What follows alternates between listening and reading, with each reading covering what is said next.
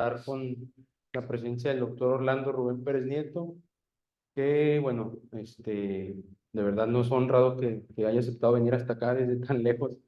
Yo creo que todos alguna vez hemos estudiado algo que hayamos visto del doctor, ya sea en un artículo, en redes. Es una persona que realmente es un apasionado de la enseñanza y pues tenemos el honor de contar aquí con nosotros. Doctor, gracias nuevamente y pues hoy nos va a platicar un poco de lo que es el coma mixedematoso. Bienvenido, doctor, gracias. Y bueno, le voy a pasar aquí los AirPods porque tenemos unos asociados que no son de aquí de Torreón. Sale. ¿Hay forma de bajar un poco la luz de esta? Sí. Creo que sí está bien. Sí, como ven ustedes. ¿Sí? Ok. Sí, o así. Va. Gracias por la invitación, Ademir, y a todos los miembros de la Sociedad de Emergencias de La Laguna. Le comentaba que creo que es la sociedad que más he visto activa en todo el país de emergencias. No, casi no veo en ningún otro estado ni otro lado y eso me da mucho gusto y apenas llevan 2 años, entonces seguramente les va a ir bastante bien. Gracias por la invitación para acá y sobre todo gracias por invitarme a exponer otra cosa que no sea ventilación mecánica o monitoreo, ultrasonido, porque ya lo de siempre. Este tema está muy padre y sí vale mucho la pena aprender de él porque en San Juan del Río, que es donde yo trabajo, es un hospital público, hemos tenido a lo largo de más o menos 6 años y medio que llevo trabajando ahí, como unos 8 casos de coma mixedematoso. Y en la literatura ya casi no se mencionan. Es muy raro y yo creo que es por más bien falta de detección de hacer el diagnóstico, pues. Entonces sí es importante que aprendamos a cómo hacerlo, porque se me hace muy raro que en un hospital de un pueblo tengamos varios casos y en otros lados o ciudades más grandes no se tengan casos, pues. Ok, soy perteneciente a la Sociedad Mexicana de Medicina Crítica y Emergencias y no le puedo cambiar a esto.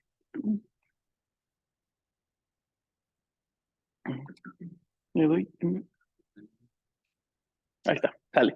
Bueno, gran parte de la historia del mixedema se la debemos a este señor que se llama Sir William Wade Goy, el cual demostró, bueno, más bien eh, describió muy bien cómo se ve una facies mixedematosa. Él estaba viendo a una paciente que de repente, pasado su periodo catamenial, la paciente empezó a tener insensibilidad, se veía más insensible, que no, como que no le hacía, alguien le decía algo y no respondía bien, lánguida, tenía la lengua engrosada, se veía como embotada la paciente, dice que su cara se empezó a poner redonda y empezó a tener como mayor, no lo describen ahí todavía, como bradipsiquia, dice que empezaba como a reaccionar lento, no se le terminaba de tirar el intelecto, o sea, sí pensaba bien, pero pues las palabras las decía bastante lento y todo, y pues estaba edematizado. Y pues así le fue cambiando la cara. Esta es la primera descripción de una paciente con mixedema. Mixedema en general, no con una exacerbación del hipotiroidismo como un coma mixedematoso, pero se ve muy claro cómo tener una cara, por ejemplo, que se veía pues más longitudinal, acabó con una cara más redondeada y se le observa edema que fue pasando a lo largo de los años. Esta es la primera representación que hay al respecto. Fue en 1873.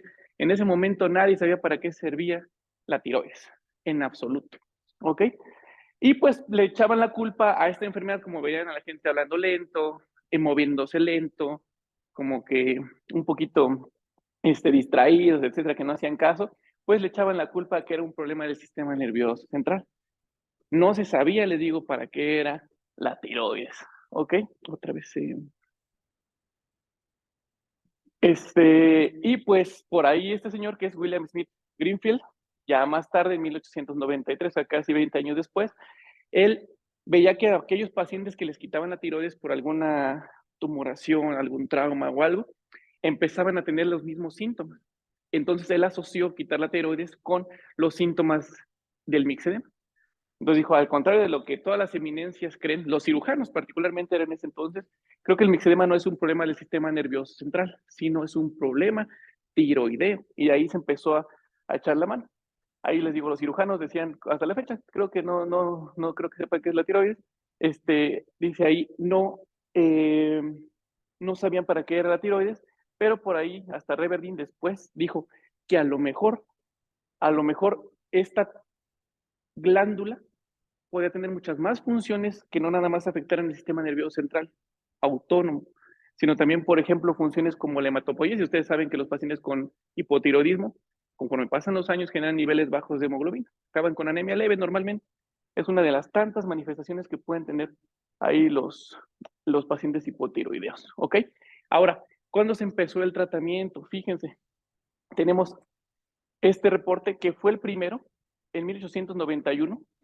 Extrajeron de unas borregas, les quitaron ahí unos lóbulos tiroideos, 5 lóbulos tiroideos, y se los inyectaron de forma subcutánea a los pacientes con hipotiroidismo, que se veían mixedematosos, y empezaron a revertirse los síntomas a lo largo de los meses. Les dieron seguimiento a 6 meses y con esto se empezó a dar el tratamiento. Ya, le faltan hormonas tiroideas porque no tienen tiroides, le ponemos hormonas tiroideas ovinas a los pacientes y con eso empezaron a mejorar, ¿sale? Esa es la historia de esta situación. Ahora vamos con las hormonas tiroideas. Tenemos los valores normales que seguramente todos ya conocen. La TSH 0.25 hasta 6 microgramos, más o menos. T4 total. T4 me faltó ahí la libre. Y T3 total. ¿Por qué es importante conocer las diferencias entre ellas? Normalmente para hacer un diagnóstico casi siempre basta nada más pedir T4 y TSH. Casi siempre. ¿Ok? Para hacer diagnóstico diferencial, por lo menos entre hipotiroidismo primario y secundario. Y es importante porque la T4 es la que tiene vida media más larga, pero no es la forma más potente. La T3 es más potente 3 a 4 veces que la T4 y se libera mucho más T4 que T3 en una relación de 20 a 1. O sea, la que más está siendo activa a nivel celular es T3, pero la que más se libera es T4. ¿Ok? Eso es importante saber. Pues normalmente partimos de la hormona liberadora de tirotropina que está en el hipotálamo. Ahí llega a nuestra hipófisis anterior. En la hipófisis anterior, ahí se secreta la tirotropina. La tirotropina va a dar a la tiroides y la tiroides pues genera liberación a nivel sistémico ya de las activas que es T3 y T4.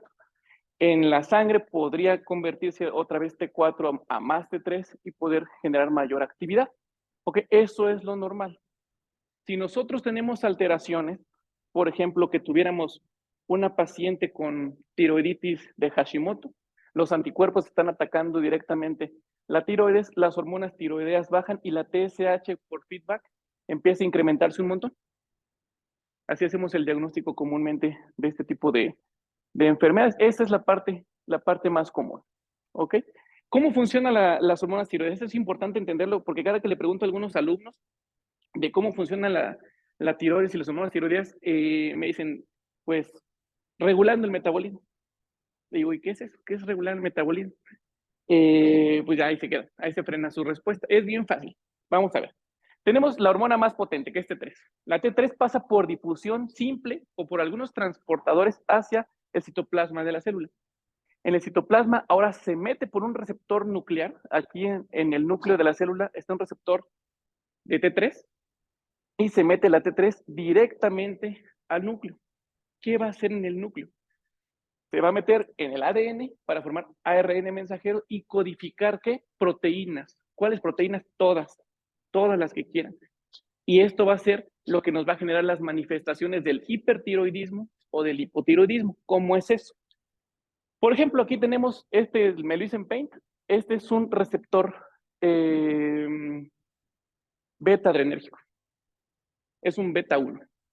Si tenemos un paciente que de repente empieza a tener menos T3 porque tiene hipotiroidismo, porque tiene anticuerpos contra la tiroides y ya no empieza a secretar T3 el paciente, ¿qué creen que va a pasar con estos receptores?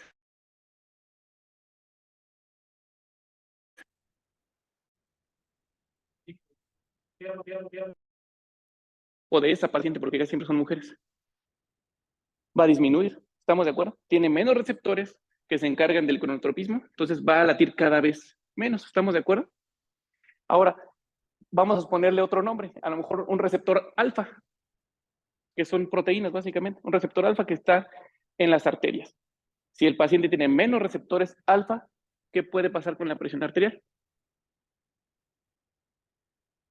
Puede bajar, podría bajar. tenemos un receptor de cualquier catecolamina, tenemos un receptor de neurotransmisores, por ejemplo, un receptor de glutamato, un receptor del neurotransmisor que quieran, el paciente va a enlentecer su conciencia, va a empezar a hablar menos. Todos los receptores, a fin de cuentas, son proteínas y los neurotransmisores son proteínas. Por tanto, si tenemos una disminución en la fábrica directamente de la producción de la codificación de estas proteínas que son receptores y transmisores, vamos a tener un enlentecimiento global del paciente. Sale producción de menos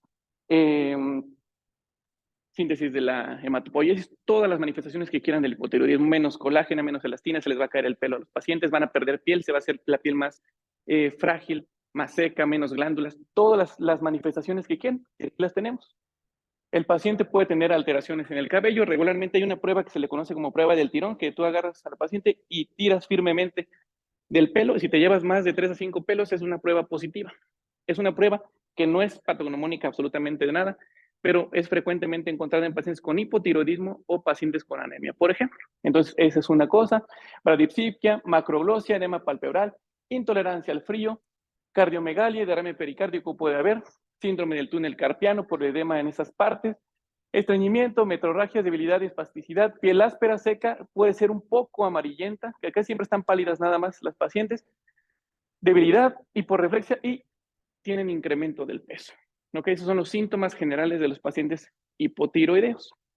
¿Ok? Ahora, ¿qué es el coma mixedematoso? Pues es la parte más severa, una exacerbación del hipotiroidismo. Como todas las exacerbaciones endocrinológicas, como el coma la crisis hiperglucémica, ya sea cetoacidosis, estado hiperosmolar, una crisis suprarrenal, la que ustedes quieran, tiene básicamente como desencadenante un estrés. Puede ser una infección, puede ser una cirugía, un sedante, algo le va a desencadenar esa crisis endocrinológica al paciente. Lo mismo pasa con el hipotiroidismo. Si tiene algún estrés, va a generar un coma mixedematoso. Poco frecuente, aquí lo puse entre paréntesis un signo de interrogación porque quién sabe. Yo creo que muchos están subdiagnosticados. Genera disfunción orgánica y tiene una alta mortalidad reportada hasta el 40%. Una mortalidad comparable con la síndrome de respiratorio agudo grave, por ejemplo. Entonces sí es una mortalidad bastante, bastante alta. ¿Ok? Epidemiológicamente hablando, más o menos se presenta bien, sí son raros los casos, 0.2 casos por millón al año. Las mujeres son 8 a 1. No me ha tocado ver coma mixedematoso en un hombre, pero sí hay coma mixedematoso en hombres, particularmente en pacientes operados de la tiroides, que les quitaron la tiroides por algún tumor o algo así. Y la más común es por la tiroiditis de Hashimoto, actualmente llamada tiroiditis linfocítica autoinmune, y que es por anticuerpos que con antitiroides. Algunos fármacos pueden exacerbar el hipotiroidismo, por ejemplo el litio o la miodarona, y la mortalidad llega hasta el 40% de las pacientes. ¿Cuáles son los desencadenantes? Les comentaba, como cualquier estrés que genera cualquier crisis endocrinológica. Infecciones es de lo más común, sepsis, intolerancia al frío, cardiopatía isquémica, falla cardíaca, traumatismos, procedimientos quirúrgicos, la pseudoanalgesia, importantísimo. Me ha tocado ver 2 posquirúrgicas, las operaron de una cole y no despertaron. Empezaron con hipoglucemia, hiponatremia, etcétera, de hipotensión, etcétera, y es por la pura sedación a veces, o tal vez por el estrés quirúrgico. Y cualquier otra enfermedad aguda, como una hemorragia, un accidente cerebrovascular, una tromboembolia pulmonar, etcétera, son todas las causas que pueden ser asociadas a exacerbar un hipotiroidismo, ¿ok? De los síntomas que vamos a observar comúnmente es que las pacientes van a estar con confusión o letargo, van a tener hipotermia, hipotensión y bradicardia, hiponatremia, hipoglucemia, hipoventilación y se van a ver con una facies mixedematosa, como se observa aquí. Muchas ya tienen alopecia, tienen edema palpebral, edema en toda la carita, tienen palidez de la cara, la boca tiene macroglosia cuando la observamos adentro. Esto es lo básico que vamos a encontrar. Ante cualquier paciente que tenga estas manifestaciones clínicas, tienen que descartar un hipotiroidismo exacerbado, un coma mixedematoso. Coma mixedematoso se le llama comúnmente, pero hay gente que no llega en coma. Hay gente que llega estuporoso, llegan letárgicos, todavía en un estado de coma. Eso les va mejor que los que ya llegan francamente en coma. Entonces no esperen que todos estén en coma para hacer el diagnóstico. Hay gente que tiene lo demás y todavía le faltan algunas horas para caer en estado de coma. No sé. ¿Le pico algo aquí? Permite.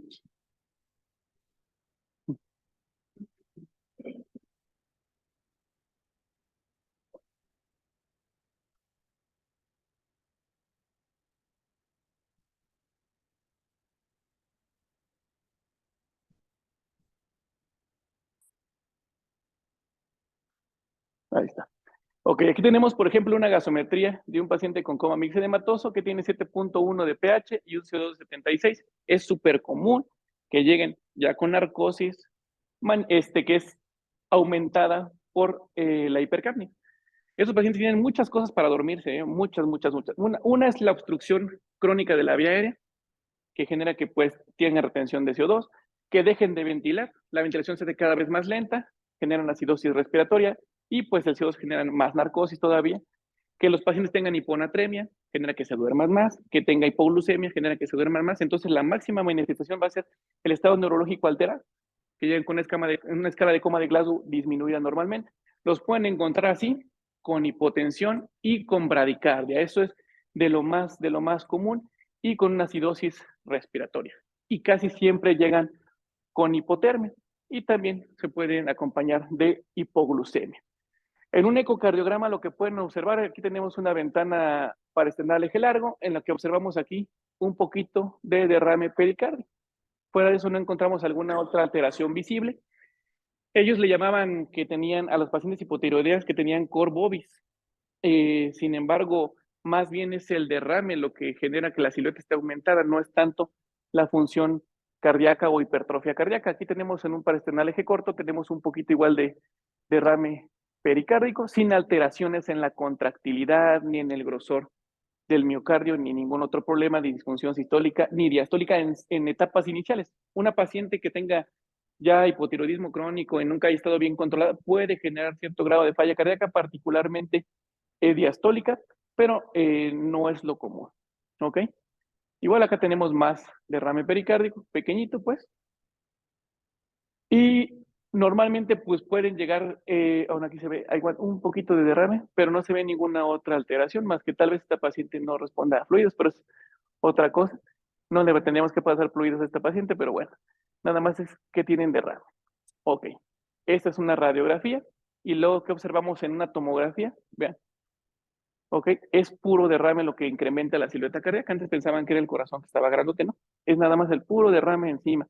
Aquí tenemos un electrocardiograma con una bradicardia sinusal, ¿sale? Menos receptores beta adrenérgicos, pues menos frecuencia cardíaca tienen los pacientes. Y ya, entonces estos pacientes llegan dormidos, con bradicardia, hipoglucemia, hiponatremia, fríos, etcétera. Uno podría pensar, si el paciente tiene bradicardia y tiene hipotensión arterial, ¿creen que estén chocados o chocadas o no? Comúnmente no, porque tampoco consumen oxígeno. Ustedes recuerden que el estado de choque es una alteración entre el consumo y el aporte de oxígeno. Alguien que consume mucho oxígeno, si no le das un suficiente aporte, por ejemplo, un paciente séptico que está con taquicardia, todo lo que da, respirando súper rápido, con fiebre, entonces, si ese paciente tal vez no se le entrega un adecuado oxígeno, pues cae en choque séptico. Pero esta paciente que tiene hipotensión y bradicardia, aún así casi nunca llegan en estado de choque hablando como estado de hipoperfusión tisular. Le puedes checar tal vez un lactato, le puedes checar llenado capilar y sí puede estar retardado, pero difícilmente va a hablar que tenga un estado de choque. ¿Por qué? Porque no consume. Así como no entrega, no consume. Entonces, no hay que apresurarnos tanto en ese ámbito hemodinámico, sino más bien hay que tratar la causa y el estado mixedematoso y vamos a ver cómo vamos a mejorar esa hipotensión y esa bradicardia en estos pacientes. ¿Ok? Entonces, ¿qué es lo que pasa? ¿Por qué pasa toda esta situación del sistémica de las manifestaciones multiorgánicas en un paciente con un hipotiroidismo exacerbado?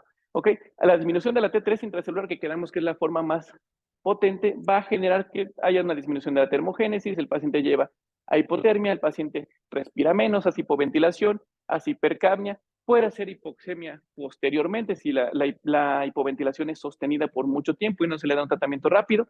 Esto nos puede llevar a falla respiratoria, pudiera llevar en algunos casos a anoxia cerebral y esto contribuir al deterioro neurológico. La T3 disminuida también va a disminuir su acción en el sistema nervioso central, lo que nos va a generar una disminución de la escala de coma de Glasgow. A nivel cardiovascular hay disminución de la función de los receptores y neurotransmisores y baja el inotropismo y cronotropismo y eso hace que se baje la presión arterial y la frecuencia cardíaca, disminuye el gasto cardíaco, puede haber incremento en la vasoconstricción de forma refleja, no lo vamos a saber jamás, porque vemos a los pacientes muy hipotensos normalmente, y baja el volumen sanguíneo. Afortunadamente, casi siempre llegan todavía perfundidos. Si esto pasa por mucho tiempo y de repente no se le da un tratamiento adecuado, ahora sí, tanto tiempo de hipotensión y de frecuencia cardíaca muy baja y de entonces de gasto cardíaco muy bajo, ahora sí nos va a llevar a un estado de choque. ¿Ok? Pero va a pasar más tiempo que cualquier otro paciente agudo. ¿Vale? En el estado del equilibrio ácido-base, nuestros pacientes llegan casi siempre con hiponatremia. Pueden tener incremento en la permeabilidad vascular, incremento en la retención de agua y generan derrames múltiples, sobre todo si los sobrereanimamos con fluidos innecesarios y llegan con hiponatremia, ya les había comentado. Aquí es importantísimo el aspecto del sodio porque la gente que llega con hipotiroidismo es pacientes que no debemos de reponerle el sodio de forma brusca. Los únicos 2 casos que he visto de una mielinosis pontina han sido de pacientes hipotiroideas, que como llegaron con 121 de sodio, les clavaron solución salina al 3%, la llevaron a un sodio casi normal en menos de 2 días y las pacientes 2 semanas después dejaron de moverse. Eso es horrible, es el infierno básicamente. Entonces, pacientes que sepan que tienen hipotiroidismo tengan mucho cuidado con las soluciones. Inclusive una solución salina convencional 0.9% le puede subir a veces de más el sodio y podría llegar a ser peligroso en algunos casos. Aunque son muy raros, sí tengan cuidado con el sodio. Hay que subirlo despacito, despacito, despacito en pacientes con hiponatremia crónica. ¿Ok? Entonces, esto es lo mismo, pero con dibujitos. El hipotiroidismo, la disminución de la T3 y la T4 nos lleva a que tengan hipotermia, alteración del estado mental, disminución de la función cardíaca, retención de fluidos. Hiponatremia podría llevarlos a un choque cardiogénico si no actuamos tan rápido, falla respiratoria, disminución del estado de conciencia nuevamente, y esto nos lleva a la manifestación máxima, que es el coma mixedematoso. Ahora, vamos a lo bueno. ¿Cómo hacemos el diagnóstico? La doctora Popoveniuk generó un score diagnóstico nada más con 21 pacientes, que es esta escala. Ok, toma en cuenta manifestaciones sistémicas. Por ejemplo, ¿cuánto tiene de temperatura el paciente? Menos de 35 grados, ya le empezamos a dar un puntaje. Por ejemplo, 32 a 35 grados centígrados, 10 puntos, menos de 32, 20 puntos. ¿Cómo está en el sistema nervioso central nuestro paciente? ¿Está somnoliento, obnubilado, estupuroso o en coma o convulsiona? Le vamos a dar más puntaje mientras más dormido esté o si tiene convulsiones. No tiene ruidos intestinales, por ejemplo, también le podemos dar ahí un puntaje. Si el paciente tiene un efecto precipitante presente, que puede ser una infección, por ejemplo, una cirugía, que estuvo expuesto al frío, etcétera, le damos igual 10 puntos. Si el paciente tiene bradicardia, mientras más baja sea la frecuencia cardíaca, más puntaje se le va a dar. Si tiene derrame, edema pulmonar, cardiomegalia y hipotensión, más puntaje se le va a dar. O si tiene hiponatremia, hipoglucemia, hipoxemia, hipercapnia o disminución de la tasa de filtrado glomerular, cosa que no es fácil de estimar en un paciente de recién ingreso, le damos puntaje por todo esto. Más de 60 es altamente sugestivo de que ese paciente o esa paciente tenga un coma mixedematoso. Menos de 25 lo pueden descartar por completo. Y entre 25 y 60 es una zona ahí intermedia que tal vez les haga darle tratamiento al paciente, hacer más investigaciones y ver si con eso mejora, y si no mejora rápido, pueden buscarle el diagnóstico. ¿Ok?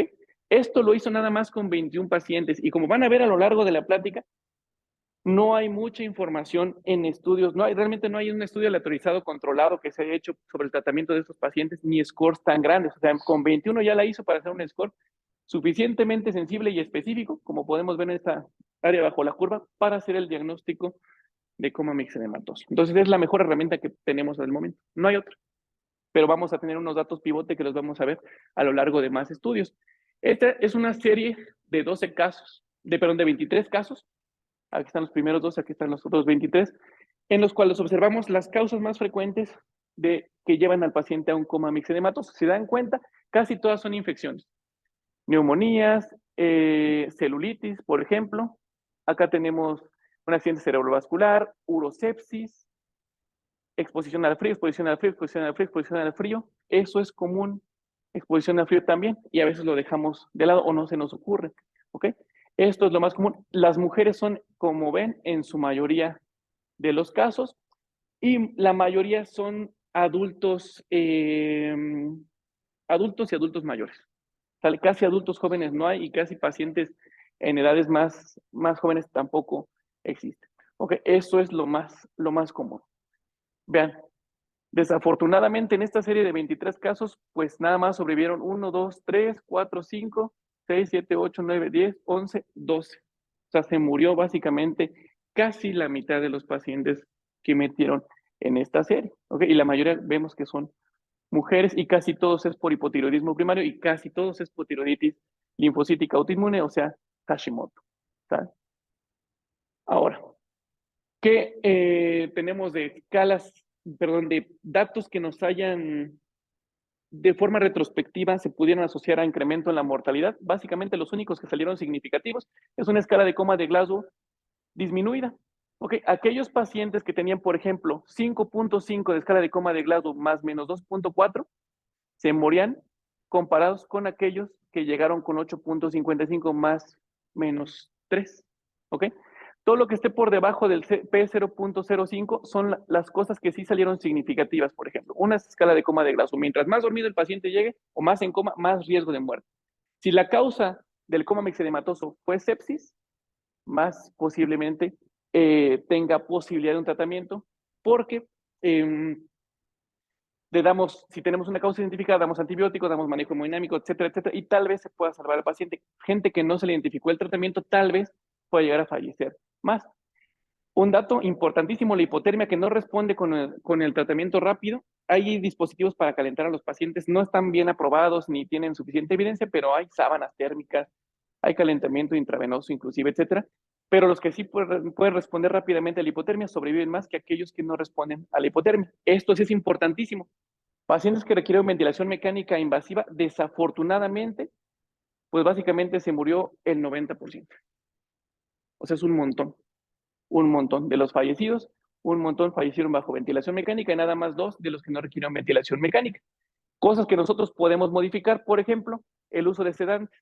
Aquellos pacientes en los que se usó sedantes o más sedantes tuvieron más mortalidad significativa que aquellos que no usamos sedantes. En un paciente con coma mixedematoso no está indicado dar sedantes en absoluto, porque el sedante por sí mismo es un precursor del coma mixedematoso, como ya lo vimos. El sedante lo único que va a hacer es que si el paciente está en coma, ¿para qué lo quiero sedar? Lo único que necesitan son analgesia, tal vez para que toleren el tubo o los procedimientos que tengan los pacientes, pero no requieren sedantes, no tienen indicación en absoluto. Okay, eso es importante. ¿Vale? Casi todos los pacientes que llegaron, o algunos pacientes que llegaron, perdón, que disminuyeron su dosis o pararon su dosis de levotiroxina o de medicamento que estaban tomando para el hipotiroidismo, pues les fue muy mal. Les fue bastante mal. Y aquellos que llegaron igual más hipotensos, con una presión arterial media más baja, tuvieron mayor mortalidad. Entonces son datos específicos que nos pueden ayudar a saber quién se va a morir más. Les digo, el único modificable aquí es el uso de sedantes. El resto son básicamente cómo llega el paciente. No podemos hacer otra cosa. Entonces, cuidado con los sedantes en los pacientes con coma. ¿Ok? Y pues mientras más SOFA score, que es el SOFA, ya saben, es un score que nos mide las fallas multiorgánicas, la falla multiorgánica que pueda tener el paciente, que toma en cuenta las plaquetas, si requiere vasopresor, cómo está la PAPI del paciente. Mientras más SOFA tenga, por ejemplo, aquellos pacientes con coma mixedematoso que llegan con un SOFA de más de 9, o sea, de 10 en adelante, van a tener una mortalidad básicamente del 100%. Entonces, sí es una enfermedad que sí hay que tener mucho cuidado con ella. ¿Ok? En el análisis retrospectivo, observamos que los datos de peor pronóstico para estos pacientes, uno desafortunadamente es que sea mujer, tiene más riesgo de fallecer, que requieren ventilación mecánica. ¿Cuántas veces más, por ejemplo, aquel paciente que requiere ventilación mecánica con coma mixedematoso puede llegar a fallecer contra quien no? Hasta 15.4 veces más. Un montón. Ok, pacientes que llegan hipotensos durante la admisión, mientras un mixedema score más de 90 del popovénico, o un quick SOFA inclusive alto. El quick SOFA saben que es popular en área de urgencias porque sin necesidad de tomar laboratorios, vemos la frecuencia cardíaca del paciente, la presión arterial y el estado mental, y con eso sabemos cómo está nuestro paciente. Perdón, la frecuencia respiratoria, el estado mental y la TA sistólica. Y con eso sabemos el quick SOFA, que no es específico para sepsis, mucha gente lo ha usado para sepsis, pero es para mortalidad en urgencias. También eso nos asocia a más mortalidad. ¿Ok? Ahora, ¿cuál es el mayor predictor? O sea, ¿cuál es el que, si tenemos para predecir Apache 2, SOFA, Quick SOFA, ¿cuál es el que nos va a decir cuál se va a morir más de los pacientes? Pues el Mixedema Score, que ya vimos de la doctora Popoviño, es el que más área bajo la curva tiene, que es el azulito. Comparado con los otros, pues es mejor, comparado con el Quicksofa, por ejemplo. Entonces, un paciente con coma mixedematoso sí se recomienda hacerle la escala y ver cuánto tiene. Y si tiene más de 60, seguramente es coma mixedematoso. Si tiene más de 90, es coma mixedematoso y seguramente va a fallecer. Está muy grave nuestro paciente.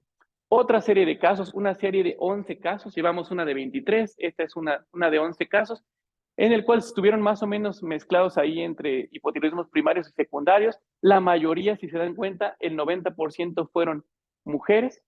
¿Cuáles fueron las causas del coma mixedematoso en esta serie? Tenemos infecciones urinarias, cirugía abdominal, otra infección urinaria, fiebre tifoidea, quién sabe si haya sido, ¿no? Por cómo hicieron el diagnóstico, infección respiratoria y neumonía, ¿ok?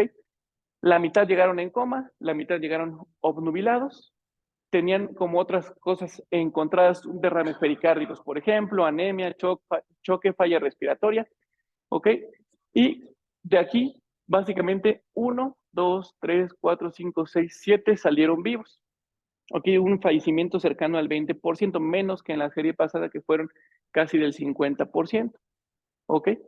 Y aquí es importante lo siguiente, fíjense, tenemos varios signos vitales y algunos biomarcadores reportados en este estudio, en el cual tenemos que los que salieron más comunes para hacer el diagnóstico de coma mixedematoso y para que no se les falle ninguno, tenemos, por ejemplo, la temperatura del paciente, temperatura rectal.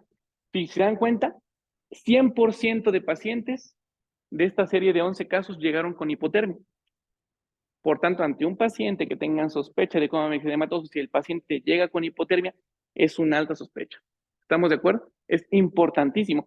¿Por qué es importante, por ejemplo, la temperatura y no tal vez la presión arterial? Porque vean, la presión arterial a veces llegaron con presión arterial normal, presión arterial media, inclusive algunos llegaron hipertensos. Y uno esperaría que todos los coma mixedematosos llegaran hipotensos. No, no es así. Entonces, la temperatura es mucho más fiable que algunos otros signos. Por ejemplo, la frecuencia cardíaca, si bien muchos llegaron con bradicardia 39, 38, 38, 52, 38, algunos llegaron inclusive con taquicardia. Entonces, no nos podemos fiar ni de la TA ni de la frecuencia cardíaca. ¿De qué sí nos podemos fiar más aparte de la temperatura? Del sodio? Básicamente, 90% de los pacientes, excepto uno, llegó con hiponatremia. Entonces, paciente que llegue con hipotermia e hiponatremia, piensen que puede ser un coma mixedematoso. ¿Ok? Y tenemos el último, que es la escala de coma de Glasgow. Todos tuvieron un Glasgow menor de 15 puntos. Entonces, ya de aquí tenemos los 3 datos pivote. ¿Ok? Paciente que venga con Glasgow disminuido, le encuentren hiponatremia, dice, pues sí puede ser por hiponatremia un Glasgow disminuido, pero aparte le encuentren hipotermia, ya tenemos que el paciente lo más seguro es que va a tener un coma mixedematoso. Le hacen un score completo y seguramente va a salir más de 60 y ya tienen el diagnóstico. Hay que pedir hormonas tiroideas rápido para hacer el diagnóstico. ¿Ok?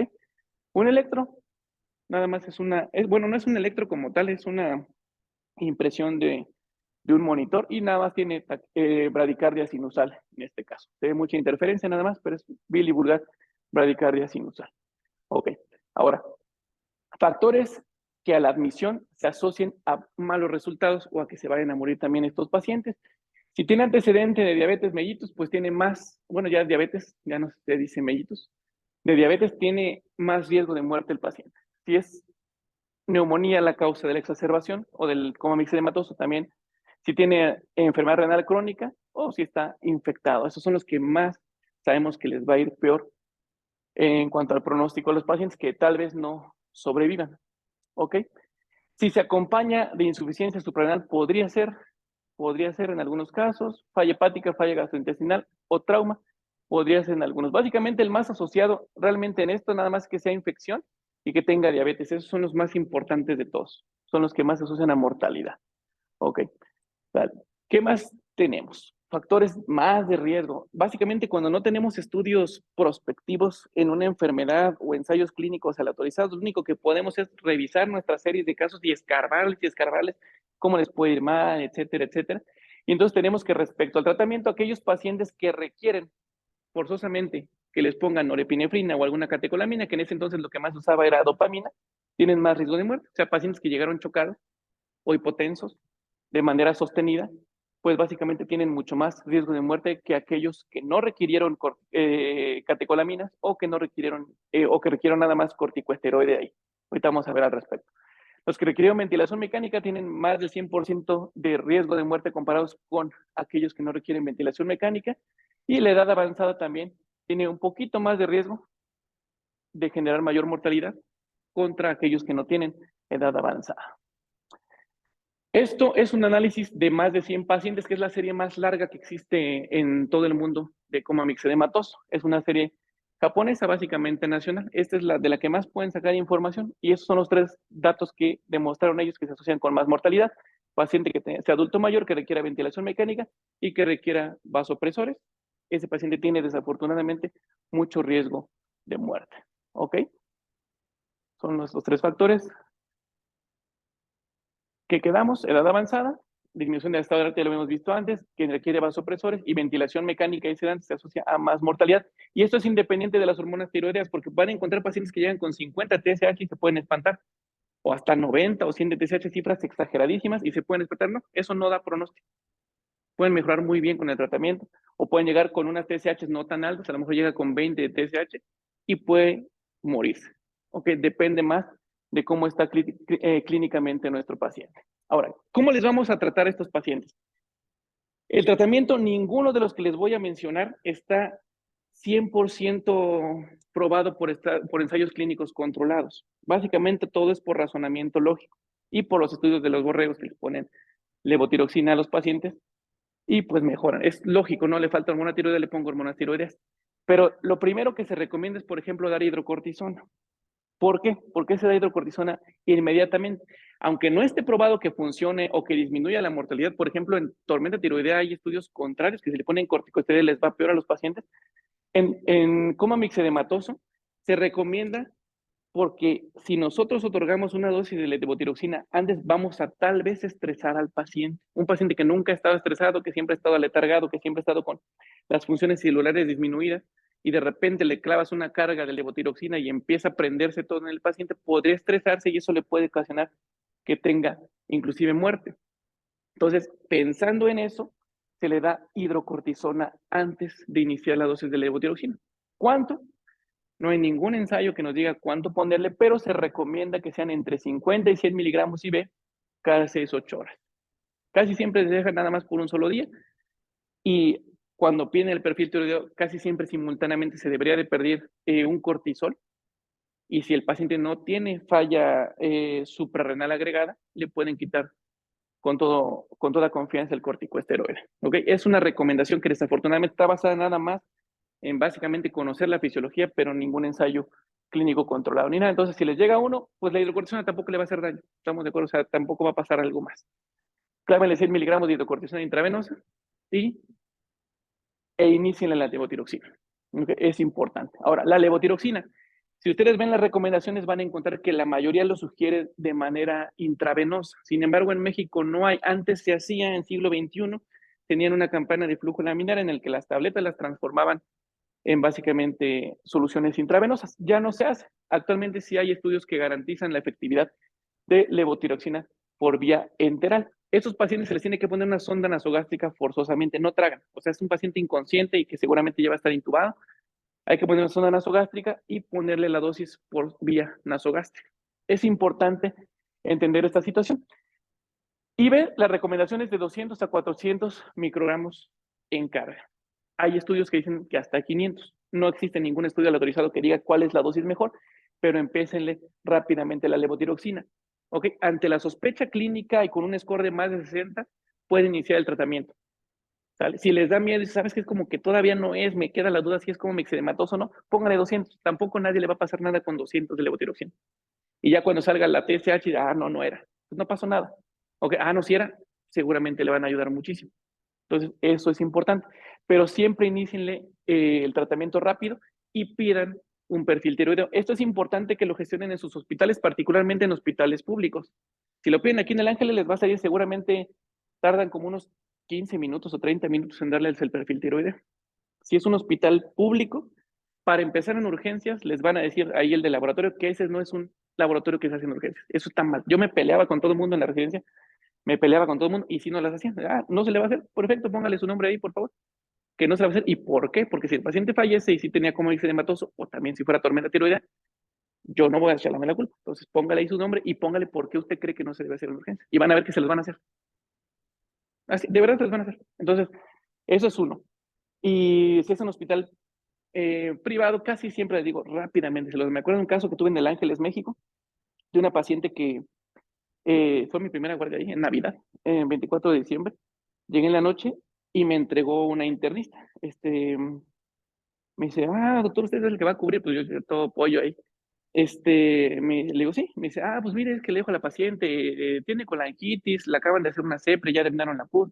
Nada más que ahorita la tengo con epinefrina y vasopresina y pues sí, sigue bastante mal. Estos son sus laboratorios, yo vi hiponatremia, ahí la glucosa como de 60, el pelo de la señora le salía como de la mitad de la cabeza, dije, ¿cómo me mató? Digo, oiga, doctora, le digo, a lo mejor tiene como mixedematoso, ¿no cree cómo la ve?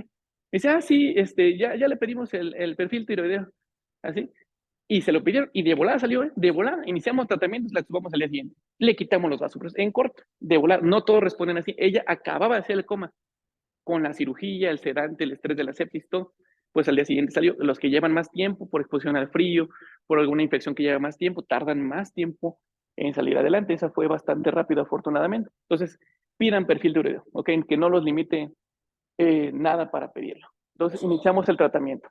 Ok, por vía enteral tenemos ya bastante evidencia, aunque son reportes, van a encontrar de 2 casos o de 3 casos, pero sí funciona bastante bien. Nosotros somos parte también de esa evidencia, como les voy a mostrar un poquito más adelante. Este es un esquema de levotiroxina por vía enteral. Les digo, requieren forzosamente una sonda gástrica el paciente, y pensando siempre que la levotiroxina por vía enteral se absorbe mucho menos, bueno, 50%, 75% que la forma intravenosa. Por tanto, tal vez podríamos dar dosis un poquito más grandes. ¿Ok?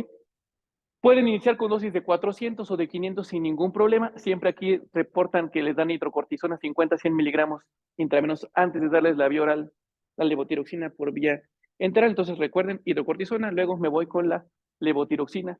Voy a meterme unos 400 sin problemas o 300. No hay una dosis bien establecida, pero con calma. ¿Ok? Esta es otra serie de 14 casos al respecto, en el cual observamos lo siguiente. Midieron la dosis de fracción libre, perdón, de T4 libre en pacientes que les dieron levotiroxina por vía oral en estos 14 pacientes. Como pueden ver, la mayoría del factor precipitante del coma mixedematoso fue sepsis. La mayoría tenían un score de papovénico más de 60, aunque hubo uno que tuvo 55 y otro que tuvo 35. Entonces, ojo, recordamos que no es 100% específico ni sensible, pero sí es mucho, sí es útil a fin de cuentas. Y lo que observaron fue que la T4 libre, es free T4, empezó a incrementar a lo largo de los días de forma adecuada por vía enteral. Entonces se puede dar con toda seguridad de que sabemos que va a funcionar y va a incrementar la T4 y seguramente esos pacientes se van a ir bastante bien. ¿Ok? Entonces, levotiroxina no hay una dosis estándar. Nosotros hemos iniciado pues hasta 800 en algunos casos de levotiroxina oral, pensando que el paciente no va a absorber bien, pensando que es un paciente que tiene la motilidad intestinal disminuida, que la absorción va a ser igual muy disminuida a nivel de estómago e intestino delgado, entonces posiblemente podemos dar más dosis en esos casos. No hay una dosis establecida, pueden dar 500 microgramos sin broncas y ver qué pasa. ¿Ok? Solamente tengan mucho cuidado en un cierto grupo de pacientes. Un paciente que ya sea propenso a arritmias, por ejemplo, si les toca la mala suerte, que sea una paciente que tenga antecedente de cardiopatía, que ya sea propensa a arritmias, que tenga FA, por ejemplo, o que en su internamiento esté haciendo salvas por ahí de taquicardia ventricular o algo, ahí sí, esta dosis bájensela bastante. A lo mejor empiecen con 200.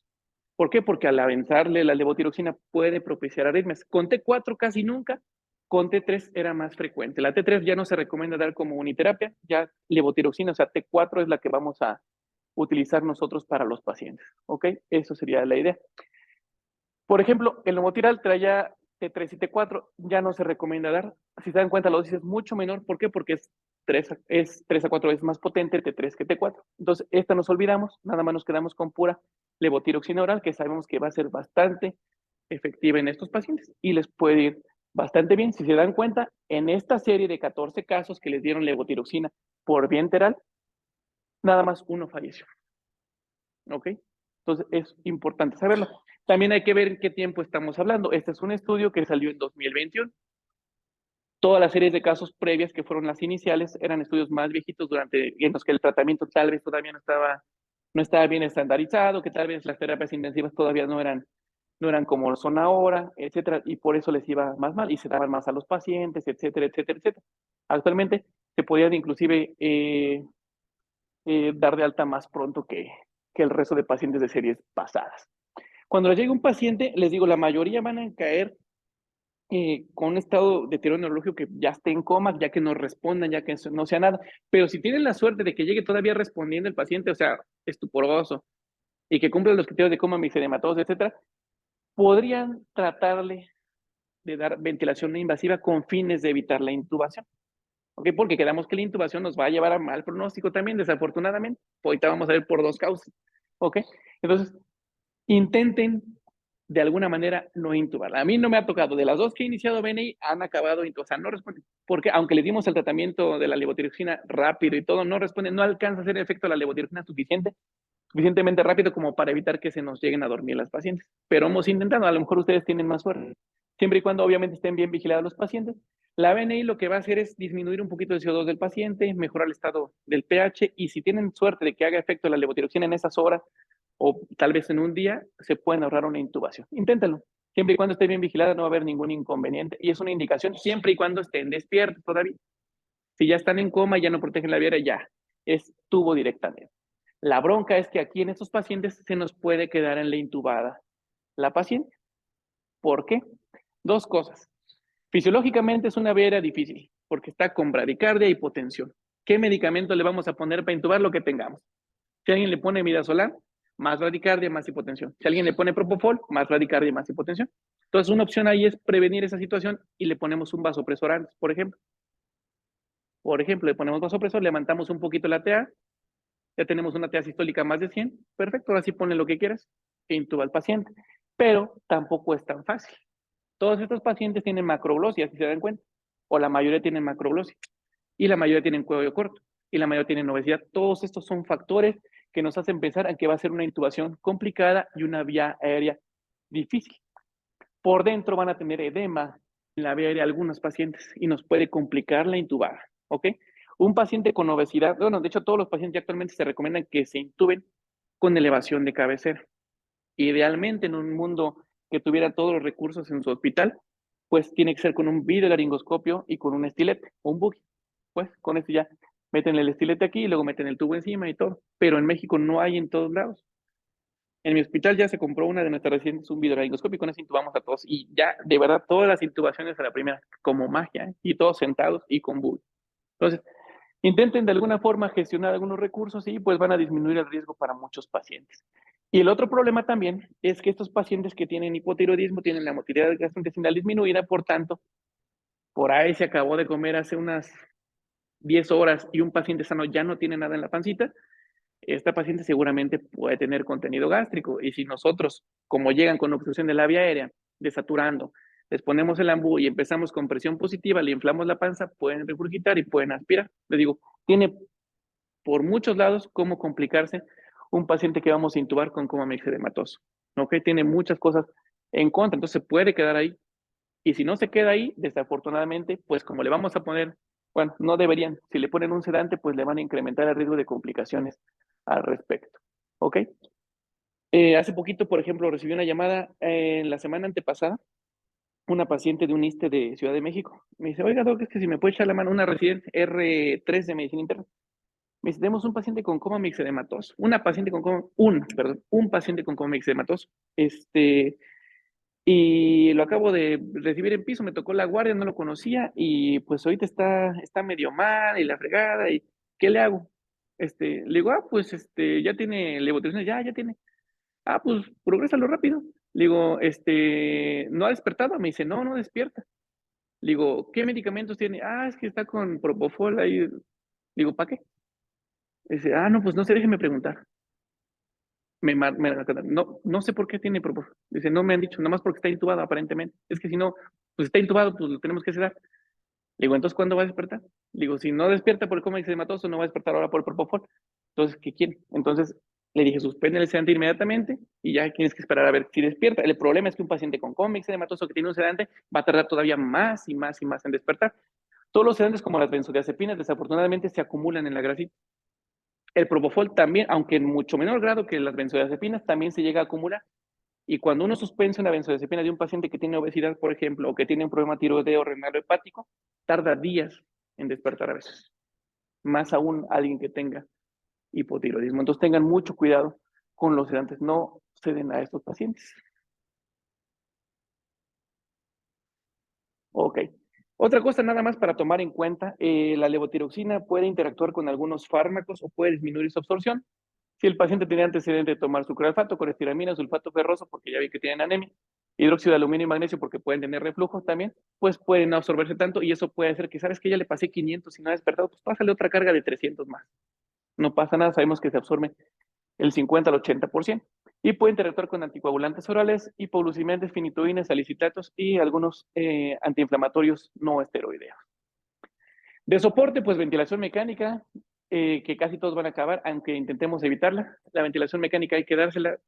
Básicamente parámetros convencionales de ventilación. En cuanto empiezan a despertar, hay que hacerles weaning lo más pronto posible, no hay que mantenerlos sedados. Reposición hidroelectrolítica, pues ahí con mucho cuidado nada más con el sodio para que no se nos suba de golpe. Tal vez subirles unos 6, 8 mil equivalentes en 1 o 2 días es suficiente para estos pacientes, no hay que exagerar en absoluto. Evitar las hipoglucemias, cada episodio de hipoglucemia puede incrementar la mortalidad entre un 7 y 20% en un paciente crítico. Y el recalentamiento normalmente va a ser solito con las hormonas tiroideas que les pongamos nosotros. Pero si llega a ser muy extremo y ustedes les da miedo, pues pueden calentar al paciente. Este es un dispositivo que usábamos en la terapia intensiva hace muchos años. Ya no se usa, son mantas térmicas, no demostraron eficacia en nada, pero pueden calentar al paciente hasta con mantas de ahí del microondas. Las calientan un poquito, se las ponen encima. Nada más, solamente con cuidado porque pueden vasodilatar más al paciente si lo calientan de forma externa. Lo más importante de todo es, aparte de suplir al paciente con la levotiroxina previa hidrocortisona, es tratar la enfermedad desencadenante. ¿Ok? Porque muchos, sí, ya tienen las hormonas bien chido y todo, y el foco séptico no se le ha quitado. ¿Ok? Siempre es importante eso. ¿Ok? La hipotensión básicamente se trata con hormonas tiroideas. O sea, aunque le esté con 70-40 de TA y tenga una frecuencia de 40, si inician hormonas tiroides, solito va a jalar el paciente. Ya si de plano les da mucho miedo y para tranquilidad ustedes tienen que ponerle un vasopresor, bueno, pues póngale algún vasopresor, ya hasta que vean que se empieza a normotensar, se lo van quitando rápido, ¿ok? No pasa nada. Casi nunca, les digo, casi nunca se chocan estos pacientes, pero si viene chocado, ahora sí póngale el vasopresor hasta que actúe la T4, ¿ok? El recalentamiento que les digo, hay que evitar antibióticos empíricos, pero sí es importante descartar el foco séptico lo más pronto posible, porque como vieron en todas las series, las infecciones y la sepsis, como aquí, es de las causas más comunes. Y ahí nos brincamos al algoritmo de la sepsis, que hay que buscarle un foco infeccioso, hay que mandar cultivos, hay que iniciar tratamiento de acuerdo a dónde esté el sitio de infección y las características del paciente y dónde lo adquirió. Por ejemplo, si es una paciente que tiene antecedente de diabetes y en su hospital ven que todos los pacientes con diabetes que ingresan tienen infección urinaria por E. coli, que es lo que pasa en mi hospital, por ejemplo, iniciamos luego en tratamiento con ertapenem inmediatamente, porque ya nos la sabemos. Esa es nuestra epidemiología local. Cada hospital tendría que tener su epidemiología local, por ejemplo. Si les llegan neumonías y la mayoría llegan por estrepto, pues qué bueno, dan ahí una penicilina, cefalosporina, se le quita. Pero si tienen otra comunidad diferente y les llegan neumonías por algunos que son atípicos, pues a lo mejor tienen que iniciar un macrólido, por ejemplo. Algo así siempre es ideal, tomando en cuenta entonces la epidemia local, las características de básicamente el estado inmunológico de su paciente y dónde lo adquirió. Okay. Y el sitio, si es neumonía, infección urinaria, celulitis, etcétera, todo esto. Entonces, no se brinquen en el algoritmo de sepsis normal, tomar cultivos, dar antibióticos. Si está chocado, denle antibióticos rápido, en menos de una hora, y amplio espectro, y en cuanto puedan mandar cultivos, mejor. ¿Sale? Y este es el curso clínico de un paciente con coma mixedematoso, ¿ok? Bien tratado. Es un curso clínico de un paciente con coma mixedematoso bien tratado. Es un artículo del Frontiers, es un solo reporte de caso, en el cual, pues el paciente, vean, vamos a ver cómo llegó. Llegó con hipotensión más o menos, como con 90, 60 y tantos de TA. Nuestro paciente con una TSH, pues vean, 52 está súper elevada. No por eso le va a ir mal, queremos que la TSH no es pronóstica. La temperatura pues llegó afortunadamente casi eutérmico, aunque bajó un poquito a lo largo de los primeros días, salió bastante bien. Ellos iniciaron primero, ¿qué quedamos? La hidrocortisona, ¿no? Ahí está, iniciaron el corticoesteroide inmediatamente. Iniciaron corticoesteroide, yo creo que aquí en estos días hicieron diagnóstico, le salió ahí la levotiroxina, la TSH alterada, entonces iniciamos levotiroxina después del corticoesteroide. Ellos empezaron con una dosis bien bajita, yo creo que les dio un poco de miedo. Empezaron con 100 microgramos. Uno, según las recomendaciones, tendría que haberle indicado más, tal vez unos 400 o hasta 500 microgramos sin problema. A ellos yo creo que les dio un poco de miedo y por eso tal vez tardó más días en despertar. ¿Ok? Hidrocortisona, levotiroxina. Cuando hicieron la levotiroxina empezaron a descender los niveles de TSH bruscamente, de 52, pum, se fue a 19. Por eso hay que pedirlos antes de iniciarles si se puede, y si no se puede, pídanlos lo más pronto posible, las hormonas tiroideas. La temperatura se empezó a regular a lo largo de los 6 días después de haber iniciado la levotiroxina. ¿Ok? Pasados los días, entre el día 11 y el día 16, pudieron extubar al paciente. Si lo hubieran dejado sedado, no lo hubieran podido extubar, obviamente. Entonces, sin sedantes, esperan a que despierte por acción de la levotiroxina y seguramente también esta extubación tuvo que ver con que le subieron también un poquito más a la dosis de levotiroxina al paciente. ¿Ok? Aquí estos se fueron al revés, fueron 100, 150, 200, 250, cuando la recomendación es al revés, dale una carga y luego te vas tranquilo. Digo, quién sabe qué tanta experiencia tenía. Digo, son casos que son raros, pero bueno, sí, nos sirve para ver el curso clínico de un paciente. ¿Ok? Se pudo extubar, no sé en qué día fue exactamente, pero más o menos como al tercer o 14 día.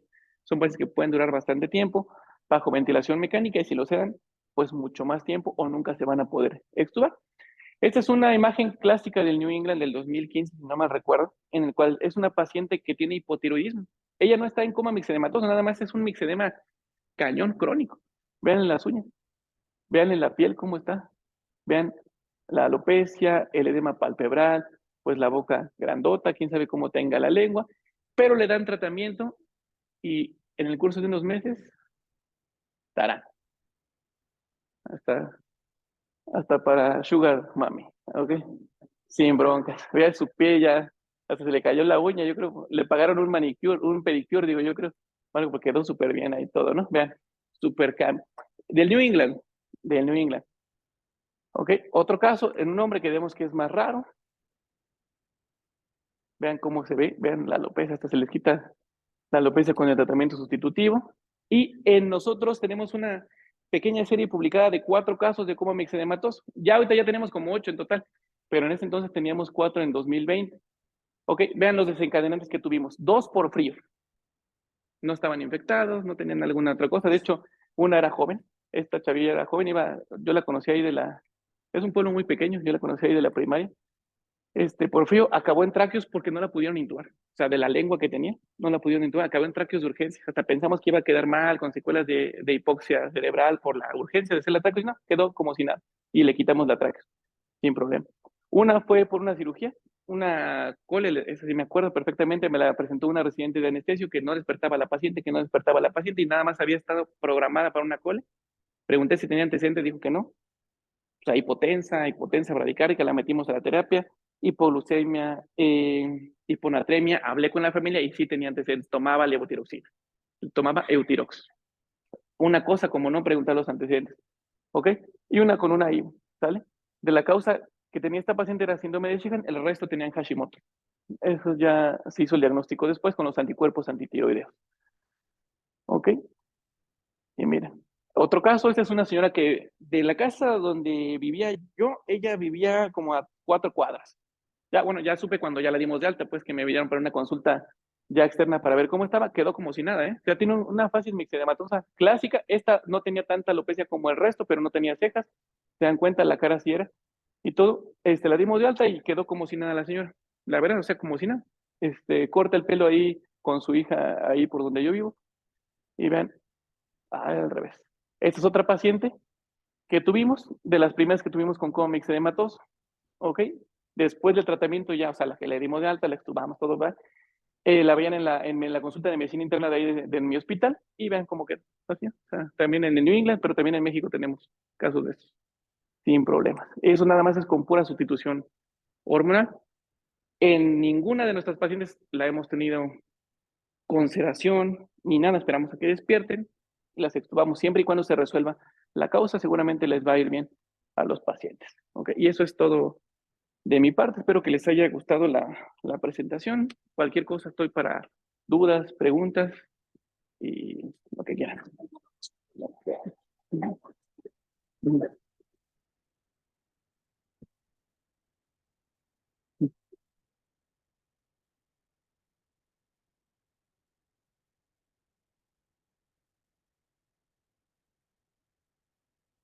Ajá,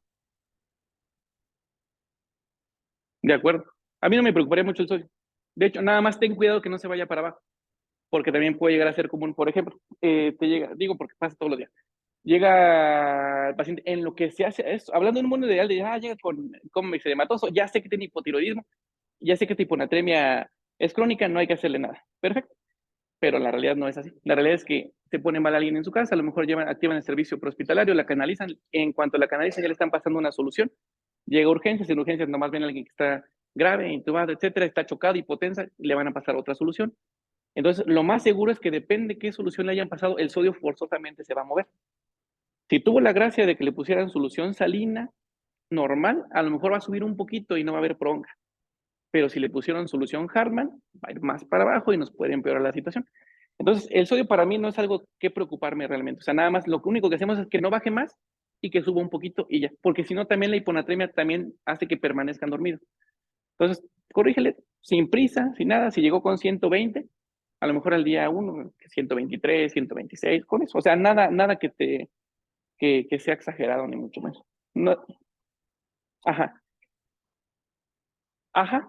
Sería peor corregirlo rápido en esas páginas. Sería mucho peor. Puede generar secuelas porque por eso no llegó y quedar peor. Ujú. No, nomás que no baje más y subirlo un poco. Ya. La pora de hipotiroxina va a hacer que suba también. Ujú.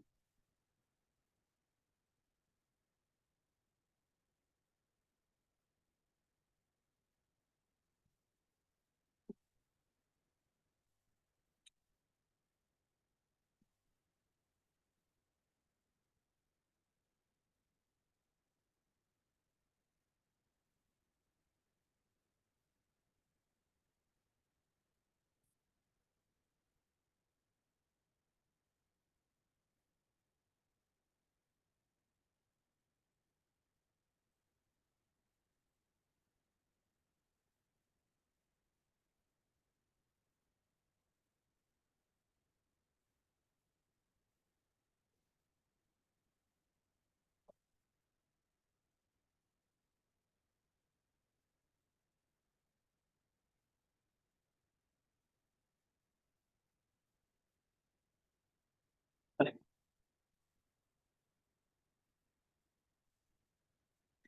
De las que hemos tenido las cuatro, nada más una tenía antecedente de hipotiroidismo. El resto no se conocían con el diagnóstico.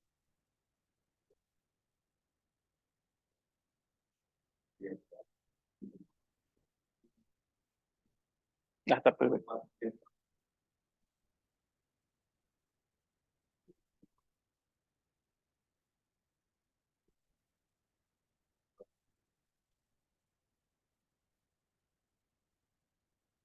Pasa. Digo, no son fáciles. Y luego el diagnóstico, por más que uno ponga la escala, siempre queda la duda, eso no es. Lo que más ayuda es tomarles una determinación de hormonas tiroideas rápido. Y el problema es que no hay, digo, en todos lados. Es- no es fácil el diagnóstico. Ujú.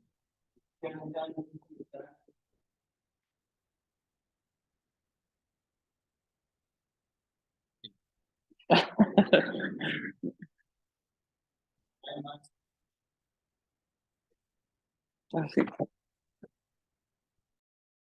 Ah, ok. Dice, en el caso de la hipoglucemia, ¿se aplica solución glucosada o glucosa? Pregunta, no hay, para los pacientes con coma mixedematoso no hay una guía exacta de cómo corregir la glucosa. Tenemos que irnos a la guía del tratamiento de hipoglucemia. Si fuera un mundo ideal, si fuera un mundo donde tenemos todo, el tratamiento sería con glucagón intramuscular, así en la urgencia, nada más. Pero como no tenemos, pues se puede poner cualquier aporte de glucosa aquí sí intravenosa porque los pacientes no pueden tragar en absoluto. Si fuera un paciente que viera consciente, pues le pones gel de glucosa, le pones toma una coca, lo que quieran, un jugo, lo que sea, algo. Pero acá sí tiene que ser con, pues, se me ocurre con glucosa intravenosa, es lo que hemos hecho nosotros nada más.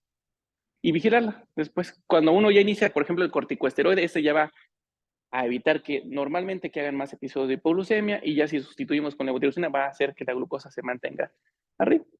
Y lo que sí hay que tomarla de forma seriada las primeras horas, forzosamente sí hay que tomarla cada hora, cada hora, cada hora, cada hora la glucosa, porque de pura casualidad tal vez no le pasaron la hidro por alguna razón o algo así, y pasó otra hora y si tenía 60, a lo mejor ahora tenía 50, y ahora no nada más tiene daño anoxios químicos, sino ahora por hipoglucemia, y se nos suman dos alteraciones neurometabólicas que pueden condicionarle secuelas por vida.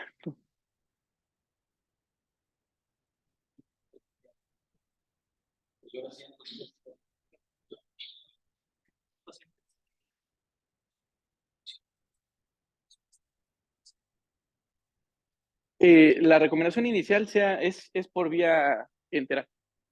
Sin embargo, no nos surge. Para eso tendríamos que sacarle algún score de riesgo nutricional. Comúnmente el más sacado es el Nutric Score. Y lo más seguro es que salga bajo, lo más seguro. Entonces, no nos surgiría darle rápidamente a nutrir a estos pacientes. Sin embargo, sí se recomienda que iniciemos la nutrición en 48 horas. Por lo menos un aporte mínimo, un aporte trófico de unas 20 kilocalorías por hora a través de una sonda nasogástrica, siempre vigilando mucho los datos de intolerancia gastrointestinal, porque estos pacientes, por ejemplo, si tiene ya el hipotiroidismo y no se le mueve en la panza, y como está intubada requerimos que tenga buena analgesia y le ponemos un opioide, el opioide también hace que no se le mueva bien la panza. Si por alguna razón también se acompaña de hipocalemia, también hace que no se le mueva bien la panza, entonces tienen que tener mucho cuidado con esas cositas nada más y ver que sí esté tolerando. Si en algún momento regurgita o se le infla la pancita, por ejemplo, pues hay que darle tal vez manejo con procinéticos, y si es mucho, hay que detener la dieta un rato y volverse a iniciar después. Nada, nada.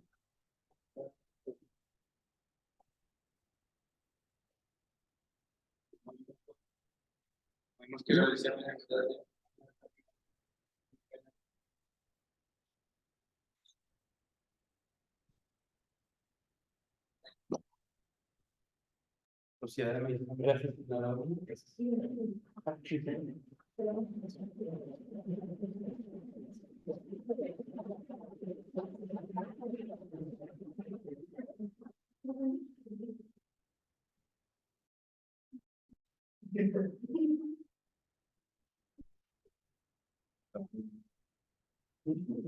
Una agendita por si no tenía para sus cursos. Gracias. Muchas gracias. Muchas gracias y gracias a los asistentes por habernos acompañado. Y pues bueno, ahí nos estamos viendo. La siguiente sesión va a ser hasta marzo, puesto que en febrero, pues saben, es el Congreso Internacional de Medicina de Urgencias y Reanimación en Monterrey, Nuevo León. Si a alguien le interesa, tenemos por ahí el dato de los costos. Hay precio preferencial para los asociados de Somelo, de la Sociedad Mexicana. Va a estar muy bueno, para si gustan ir, pues allá nos vemos, ¿no? Y la siguiente sesión hasta marzo, ahí estaremos confirmando el ponente en redes sociales, cetoacidosis diabética me parece. Bien, entonces, pues muchas gracias a los asistentes, igual a los de Zoom, y pues gracias, doctor. Gracias.